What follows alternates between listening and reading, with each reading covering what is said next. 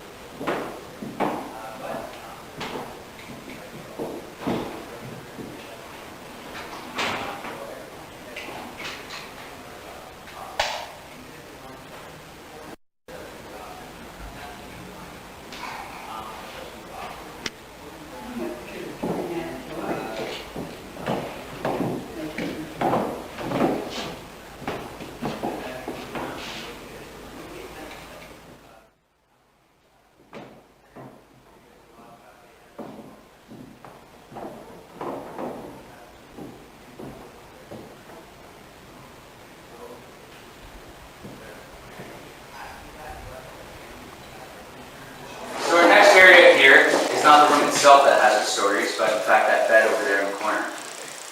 Now that bed belonged to a young man named Captain Kingsley, who commanded the King's 8th Regiment Foot, and it has personal ties here to the fort, as if he was here during its construction and well after.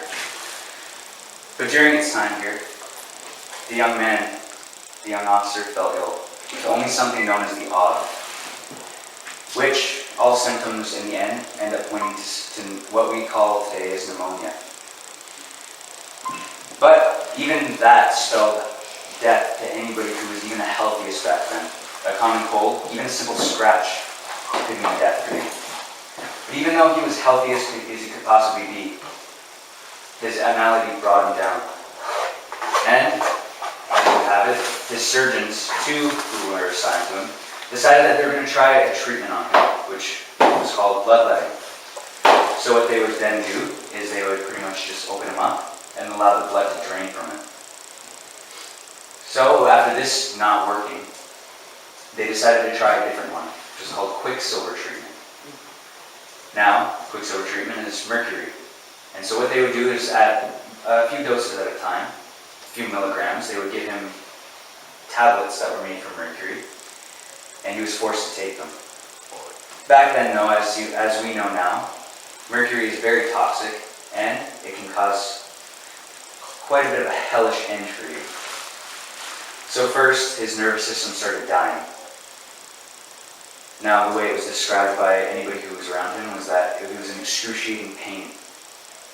Any subtle movements, just anything at all, would cause him extreme pain. Eventually, after his nervous system settled, or it had died completely altogether, he began thrashing, lashing about, causing him nightmares, poisoning his mind.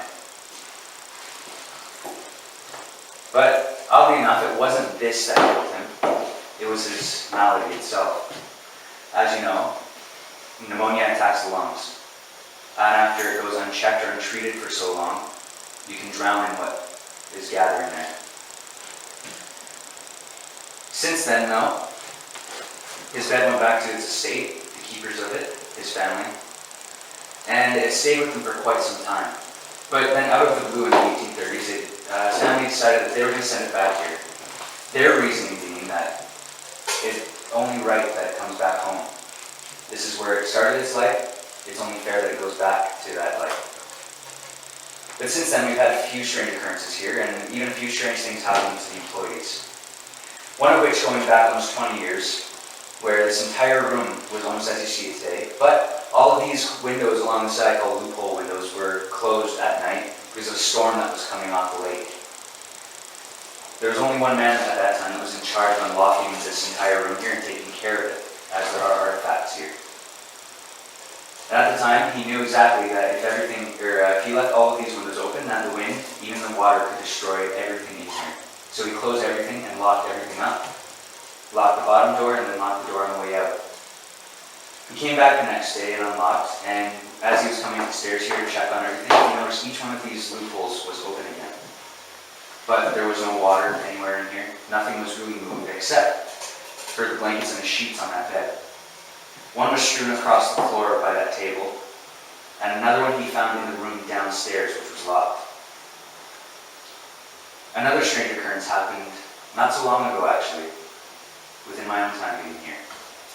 One of our employees was arming the alarm the night before, and he knew for a fact that everything would, because even if there was a door simply out of place, it would send a shock through everything, and it would trip the alarm.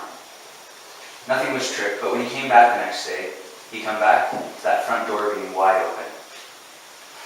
Now there are two locks on the door. There's the deadbolt, and then there's the old lock, which in itself is hard to open up even with the key itself. Another story comes from one of our female employees that used to work here. And even to this day, she outright refuses to come up here. Now, as it's known, Kingsley was a bit of a womanizer. So while she was up here, she could feel somebody almost breathing down her neck. She thought she felt somebody brush her side. And then, because she had just taken her hair down from her cap, she felt somebody brushing her hair, their fingers through it. The male employees, however, have a completely different experience. Being some of them dressed as soldiers, and most soldiers weren't even allowed inside the officers' quarters, while one was closing up, he felt a slight push as he was leaning out the window. So he came out, and finally, as he was coming down this last flight of stairs, he felt something push him again. He was able to catch himself, but he still fell a few stairs down. On the outside, the men were fighting almost face to face with each other instead of using their guns by this point. One of the accounts that we have say that the bodies were piling up 3 high, which is about as high as the windowsills on this room.